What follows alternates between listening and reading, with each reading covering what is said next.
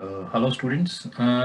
आज हम लोग चैप्टर 2 म्युनिसिपैलिटी एक्ट 1916 में जो है सेकेंड लास्ट चैप्टर करेंगे, जो कि special provisions as to certain servants से रिलेटेड है। और ये सेक्शन 78 ऑनवर्ड्स जो है इसके प्रोविजंस है। तो देखिए, बेसिकली इस सब चैप्टर को स्टार्ट करने से पहले मैं आपको बता दूं, इस चैप्टर में जो ये स्पेशल प्रोविजंस हैं, ये जो सर्टेन सर्वेंट्स के बारे में जिनके बारे में बात करी जा रही है, ये स्पेशल प्रोविजंस किस चीज के बारे में है? देखिए, ये special provisions social security measures हैं। सोशल सिक्योरिटी मेजर्स अगर मैं आपको बताऊं क्या होते हैं, तो ये जो है आप जब सर्विस कर लेते हैं या ड्यूरिंग सर्विस होते हैं, तो उस सिचुएशन में आपको जब प्रोविडेंट फंड मिलता है यानी रिटायरमेंट बेनिफिट्स जो मिलते हैं, या आपको जो है कभी-कभी लीव जो अलाउंस मिलता है, या आप अगर आपके कोई बीच में काम करते हुए कोई डेथ हो जाती है, या आपको एन्युटी या आपको ग्रेट्युटी ग्रेट्युटी, ये कहने का मतलब ये है कि ये कुछ ऐसे बेनिफिट्स हैं जो चाहे काम करते हुए मिलें और चाहे जो है काम जब आपका खत्म हो गया हो, आपकी जो है एक रिटायरमेंट एज आ गई हो, उसके बाद आपको मिले। लेकिन हाँ, सोशल सिक्योरिटी पे ये मेजर्स, क्योंकि गवर्नमेंट से संबंधित आप ये सारे सर्वेंट्स हैं, तो इनको उसके बारे में बताता है कि कैसे मिलेंगे, कब मिलेंगे, क्या तरीका होगा। तो ये सारे जो है इन प्रोविजंस में डिस्कस किया जाएगा। तो सबसे पहले देख लेते हैं सेक्शन 78 क्या कहता है। तो सेक्शन 78 कहता है कि म्युनिसिपैलिटी जो है वो कंट्रीब्यूट करेगी। देखिए, प्रोविडेंट फंड जो होता है, प्रोविडेंट फंड और लीव अलाउंस में कंट्रीब्यूट करेगी अपने सर्वेंट्स पे। जो सर्वेंट्स होंगे, किसके सर्वेंट्स होंगे वो तो अभी हम देखेंगे, लेकिन जो म्युनिसिपैलिटी होगी कुछ अमाउंट देगी। देखिए, पेंशन जो होती है उसमें जो कंट्रीब्यूशन होता है वो कुछ सर्वेंट का होता है और कुछ गवर्नमेंट का होता है जब वो सरकारी मुलाजिम होता है।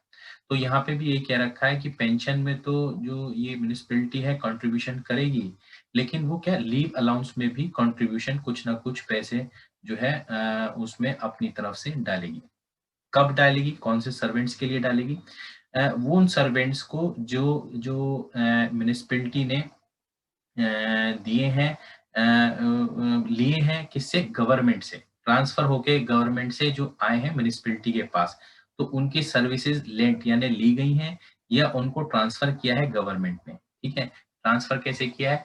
जैसे अपनी सर्विसेज जो होती हैं, स्टेट की अपनी स्पेसिफिक सर्विसेज जो होती हैं, उनमें से ट्रांसफर करके म्युनिसिपैलिटी में डाल दिया हो।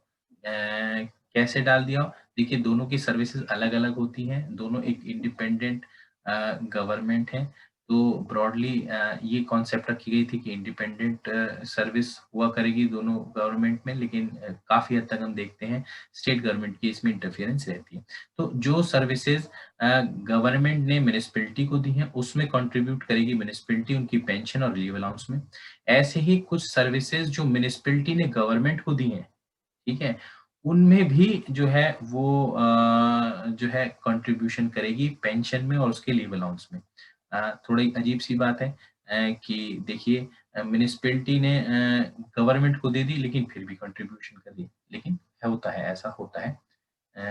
अ, इसी के बाद कोई ऐसा सर्वेंट हो जो पार्टली एम्प्लॉयड हो गवर्नमेंट के पास और पार्टली एम्प्लॉयड हो म्युनिसिपैलिटी के पास, तो उसमें भी उसके पेंशन और लीव अलाउंस में कौन? म्युनिसिपैलिटी को कंट्रीब्यूशन करना पड़ेगा। म्युनिसिपैलिटी मना नहीं कर सकती कि देखिए, मैं तो नहीं करूंगी, आप चाहे कुछ भी कर लीजिए। इस तरीके से ये म्युनिसिपैलिटी मना नहीं कर सकती है।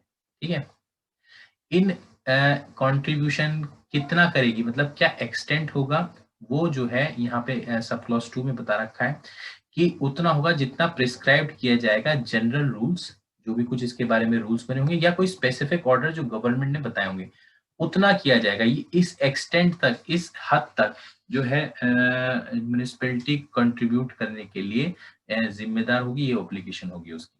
ठीक है, सब क्लॉज 3 देख लेते हैं। सब क्लॉज 3 क्या कहता है? म्युनिसिपैलिटी जो है वो गवर्नमेंट की कंसेंट के बिना किसी की सर्विसेज को डिसमिस नहीं करेगी। ठीक है, ये सब क्लॉज 3 कहता है। ठीक है, क्यों नहीं करेगी? मतलब कर तो सकती है, लेकिन उसमें उसको कंसेंट चाहिए होगी गवर्नमेंट की, ठीक है? इसी के साथ-साथ एक और फॉर्मेलिटी जो उसको पूरी करनी पड़ेगी म्युनिसिपैलिटी को, अगर वो किसी को डिसमिस कर रही है सर्विसेज़ में, तो उसको गवर्नमेंट को कम से कम 6 महीने का नोटिस देना पड़ेगा। ठीक है? ये 2 फॉर्मेलिटी जो हैं, ये करनी पड़ेंगी। तो ये जो है ये कैसे सोशल सिक्योरिटी से कनेक्ट होता है? देखिए सोशल सिक्योरिटी से कनेक्ट नहीं होता। ये सिर्फ़ ये है कि भई आप किसी को निकालने से पहले गवर्नमेंट को ज़रा नोटिस ज़रूर देंगे। ठीक है? तो उसको ऐसे ही नहीं निकाल देंगे कि वो बेचारा कहीं का भी नहीं रहे।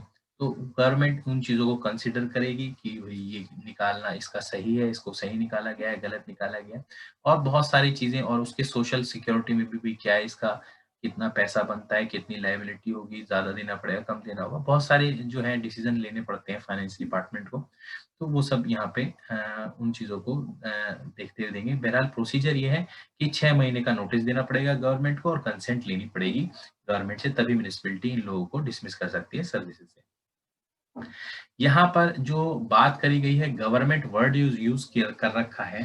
देखिए गवर्नमेंट यूज़ जो है हमने मैक्सिमम देखा है, हम स्टेट गवर्नमेंट को यहाँ पे संबोधित करते हैं जब भी गवर्नमेंट की बात आती है। तो यहाँ पे ये कह रखा है कि देखिए गवर्नमेंट का मतलब सिर्फ स्टेट गवर्नमेंट नहीं है, सेंट्रल गवर्नमेंट भी है। तो दोनों ही गवर्नमेंट की अगर सर्विसेज़ से कोई आदमी लिया जा रहा है या भेजा जा रहा है तो उस सिचुएशन में या पार्टली अपने पास रखा जा रहा है, पार्टली गवर्नमेंट के पास भेजा है, उन सभी केसेस में कंट्रीब्यूशन किसको करना होगा? म्युनिसिपैलिटी को करना होगा। तो वो गवर्नमेंट कौन-सी हो सकती है जिसके पास आदमी जिनकी सर्विसेज़ अपने आदमियों की सर्विस दी है, उनके आदमी की सर्विसेज़ ली है, तो वो कौन जो होंगी कौन-सी गवर्नमेंट होगी? वो सेंट्रल या स्टेट गवर्नमेंट दोनों ही हो सकती है। ठीक है? इसी के बाद में यह आ जाता है आपका कि अ जो इन एवरी केस जहाँ municipality is entitled where a municipality ठीक है is entitled to pay salary to officer और सर्वेंट, जहाँ भी म्युनिसिपैलिटी जो है उसकी ऑब्लिगेशन है सैलरी देने की अपने ऑफिसर और सर्वेंट को, एंटाइटल्ड होंगे जो ऑफिसर्स होंगे और ये जो सर्वेंट्स होंगे वो किस चीज के लिए एंटाइटल्ड होंगे? जिनको सैलरी मिली है उनको लीव अलाउंस भी मिलेगा। ठीक है, देखिए लीव अलाउंस क्या होता है मैं आपको थोड़ा समझा दूं। लीव अलाउंस ये होता है छुट्टी में भी कुछ एक बेसिक पे जो है वो दी जाती है। आप ये कह सकते हैं कि सोचिए एक पूरे साल में 20 छुट्टियाँ जो हैं वो आपकी पेड लीव्स हैं और 10 आपकी अनपेड लीव्स हैं। तो जो 20 छुट्टियाँ जिसमें आप छुट्टियाँ ली हैं और पेड लीव के नाम से हैं, उन छुट्टियों में भी भले ही आप घर बैठ के जो है सो रहे हो, टीवी देख रहे हो, कुछ भी कर रहे हो, जो भी ये सर्वेंट्स हैं या ऑफिसर्स हैं, इनको फिर भी घर बैठे हुए पैसे मिलेंगे। कितनी अजीब विचित्र सी बात है। घर बैठे हुए हैं तब भी जो है इनको पैसे मिल रहे हैं। तो अब ये मुफ्त के पैसे जो ये लोग ले रहे हैं, तो इसमें ज़िम्मेदारी आ जाती है, दोनों गवर्नमेंट तो हाथ खींचेंगी, कहेंगी भई हम क्यों दें, ये तो घर पे बैठा रहा आदमी, इसने हमारा कुछ काम नहीं किया, हम क्यों पैसे दें? तो यहाँ स्पेसिफिकली मना कर रखा है कि ऐसे लीव्स में अगर पेड लीव्स हैं और ये पे लीव अलाउंस अगर जो कुछ इनका बनता है, तो वो कौन स्पेसिफिकली म्युनिसिपैलिटी देगी। ठीक है? तो यहाँ सबसे पहले 79 क्लॉज़ में ये कह दिया है कि जो भी एंटाइटल्ड हैं सैलरी के लिए उनको क्या पे लीव अलाउंस भी मिलेगा। ठीक है? और ये पे लीव अलाउंस जो होगा ये सब्जेक्ट टू रेगुलेशंस, जो भी रेगुलेशंस इसके बारे में बनाएँगी उनके अधीन होगा, उनसे गवर्न होता हुआ चलेगा। इसी के बाद आपका जो है म्युनिसिपैलिटी को ये कहा गया है कि म्युनिसिपैलिटी जो है प्रोविडेंट फंड को मेंटेन करेगी और कंट्रीब्यूट करेगी। देखिए कंट्रीब्यूट तो हमने सबसे पहले उसमें देख लिया था कि कंट्रीब्यूट कर रही है, वो तो बिल्कुल क्लियर बात है। यहाँ एक और नई एडिशनल चीज़ कह दी गई है कि मेंटेन भी करेगी। देखिए मेंटेनेंस जो होता है, अब तो थोड़ा रिसेंटली थोड़ा रूल चेंज हो गया है। लेकिन क्या है जो प्रोविडेंट फंड जो दिया जाता था उसका मेंटेनेंस वगैरह देखिए क्यों बहुत सारे अकाउंट्स बहुत सारी मोटी-मोटी किताबें रखनी पड़ती हैं ये प्रूव करने के लिए कि हमने इतने रुपए दिए 10 अगर जो सैलरी जो थी वो पेंशन जो थी 10,000 बनती किसी आदमी की तो हमने पूरे उसकी पूरी जो टेन्योर थी सर्विस की उसमें हमने 3-3 हज़ार रुपए कंट्रीब्यूट करे। तो ये सब चीज़ प्रूव करने के लिए बहुत बड़े मोटे-मोटे डॉक्यूमेंट्स रखने होते हैं। तो वो जो डॉक्यूमेंट्स रखने का सरदर्द है वो भी किसका है? वो भी म्युनिसिपैलिटी का ही है, ठीक है? तो क्या यहाँ पे क्या कहते हैं कि मेंटेन करना प्रोविडेंट फंड को और कहते हैं उसके इटसेल्फ कंट्रीब्यूट करना ये दोनों ज़िम्मेदारी भी म्युनिसिपैलिटी की। इसी के बाद जो है ये कहा जाता है कि म्युनिसिपैलिटी जो है ग्रैटिट्यूड भी दे सकती है, ग्रैटिट्यूड भी दे सकती है, कोई सर्वेंट उसका जो है रिटायर होता है तो, ठीक है? जो कि जिसको एक्सक्लूड कर रखा है from participation in the benefits of provident fund. देखिए क्या होता है, ग्रैटिट्यूड क्या होती है? ये एक पेंशन के अल्टरनेट होता है, या तो आप पेंशन ले लो, पेंशन पेंशन में आपको हर महीने एक लगा-बंधा पैसा आ जाएगा आपके घर में, अगर आपने पेंशन ऑप्ट करी है। लेकिन अगर ग्रेट्युटी ऑप्ट करी है तो आपको लमसम अमाउंट, ठीक है, वो आपको आपके हाथ में दे दिया जाएगा और पेंशन आपकी मना कर दी जाएगी, पेंशन आपको नहीं मिलेगी। तो यहाँ पे यही बात कह रखी है कि जो ये आपका जो ये म्युनिसिपैलिटी है, वो जो है अपने सर्वेंट्स को ग्रेट्युटी भी दे सकती है जिनको वो प्रोविडेंट फंड का बेनिफिट नहीं दे रही है, ठीक है। इसी के बाद हम देख लेते हैं सब क्लॉज 4 क्या कहता है। अ, ये क्या है, ये म्युनिसिपैलिटी अगर ये क्या है, परचेज भी कर सकती है एन्युटी, ठीक है? एक एन्युटी चीज़ होती है, एन्युटी आप कह सकते हो कि जो है ये भी कुछ सोशल सिक्योरिटी बेनिफिट्स टाइप होते हैं, कभी चोट लग गई तो किसी को कुछ दे दिया। अ इस तरीके से कोई बेनिफिट्स होते हैं जो जिनका नाम एन्युटी दिया गया है।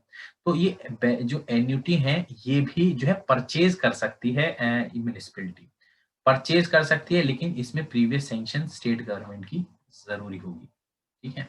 तो अब कौन कौन सी कैसे क्या कहाँ कहाँ ये जो है एन्युटी परचेज कर सकती है, जहाँ एनी सर्वेंट, ठीक है, who has not been contributing to provident fund, अब प्रोविडेंट फंड में उसने कंट्रीब्यूट ही नहीं किया, ठीक है, और has contributed thereto for a period less than 10 years. तो यानी या तो कंट्रीब्यूशन किया ही नहीं, या 10 साल से कम किया प्रोविडेंट फंड में, क्योंकि प्रोविडेंट फंड में क्या है, एम्प्लॉयर को एम्प्लॉय की जिम्मेदारी कुछ कंट्रीब्यूट करने की होती है, तो एम्प्लॉय की खुद की जिम्मेदारी भी होती है कि कुछ कंट्रीब्यूशन करे। तो अगर आदमी ने क्या अपनी जिम्मेदारी ही नहीं निभाई, तो इस तरीके से वो क्या है, एक म्युनिसिपैलिटी वो एन्युटी ही खरीद लेगी, वो कहेगी, मतलब एक तरीके से सेटलमेंट टाइप कर लेगी कि भाई देखिए ऐसा है, मैं आपको जो है ये पैसे तो आप क्या लेके करेंगे, जो मैंने कंट्रीब्यूशन किया है, आप एक काम करिए, मैं लमसम आपको इतना अमाउंट दे रही हूँ, आप ये जो है इसके आगे आप प्रोविडेंट फंड क्लेम नहीं करेंगे और यही बंद कर देंगे। कुछ इस तरीके से जो है कुछ सेटलमेंट म्युनिसिपैलिटी की तरफ से प्रपोज किया जाए, तो वो जो है यहाँ एन्युटी का उसको नाम दे रखा है कि परचेज ऑफ एन्युटी कर सकती है ये म्युनिसिपैलिटी। इसी के बाद सब क्लॉज बी देख लेते हैं कि कोई आदमी जो है, ऑफिसर जो है इंजर्ड हो जाता है। अब इंजर्ड हो जाता है ये ऑफिसर या सर्वेंट जो है, लेकिन इसमें देखिए गलती इसकी नहीं होनी चाहिए, ठीक है? Otherwise then by reason of his own fault, इसकी खुद की गलती नहीं होनी चाहिए। कोई काम करते हुए, म्युनिसिपैलिटी का ही काम करते हुए ये आदमी इंजर्ड हो जाए। सोचिए कहीं ये क्या फायर ब्रिगेड का आदमी है, आग बुझाते हुए ये क्या आदमी जल जाए। तो इस सिचुएशन में क्या होगा, इसकी खुद की गलती की वजह से नहीं जला, क्योंकि वहाँ तो ये आग बुझाने गया था, बुझाते-बुझाते अपनी ड्यूटी करते हुए इस ये खुद जल गया।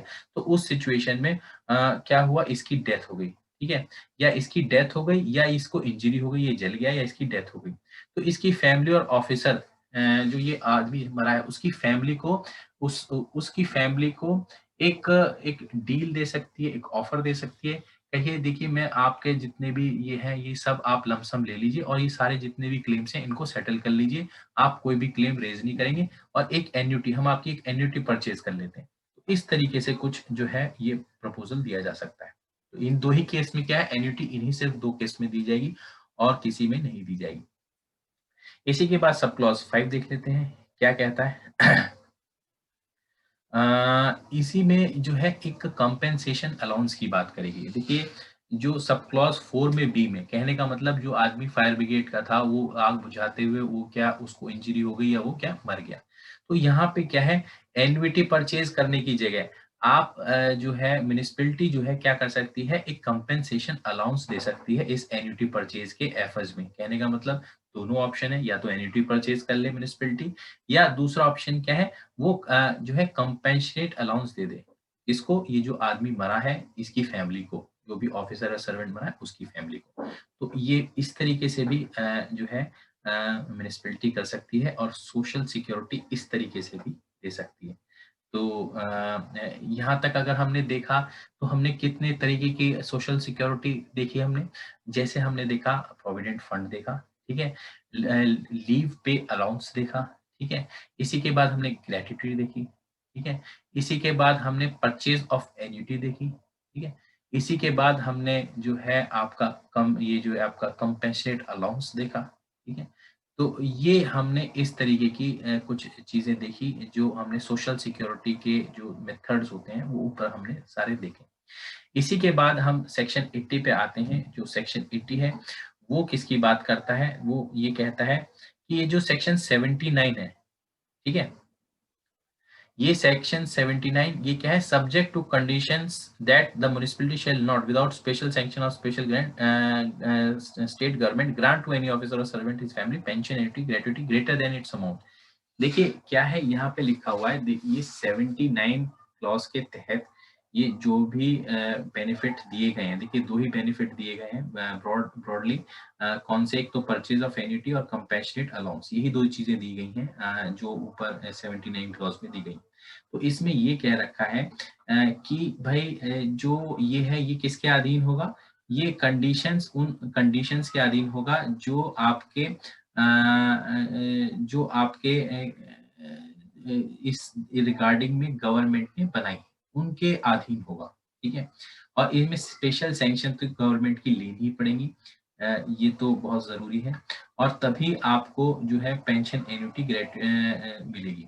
एक और भी इसमें राइडर दे रखा है, ये जो आप पेंशन एन्युटी ग्रेट्युटी दे रहे हैं, ठीक है? तो ये पेंशन एन्युटी और जो ग्रेट्युटी वगैरह ऊपर इससे पहले प्रोविजंस में दी है, ये आप जो है उतना ही देंगे जितना जो है स्पेशल ऑर्डर्स, जनरल या स्पेशल ऑर्डर सेंट्रल और स्टेट गवर्नमेंट में दिए जाते हैं, ठीक है? और अगर एक और कंडीशन है, तभी दिए जाएंगे इफ सर्विस क्वालिफाइंग फॉर इतने has been service under the government, कि कुछ टाइम जो है उन्होंने गवर्नमेंट के अंडर काम किया हो, तभी दिए जाएंगे, ठीक है? अ, और उसी टेन्योर के लिए दिए जाएंगे, सेम टाइम सेम पे और अदर रिस्पेक्ट्स और सेम कैरेक्टर।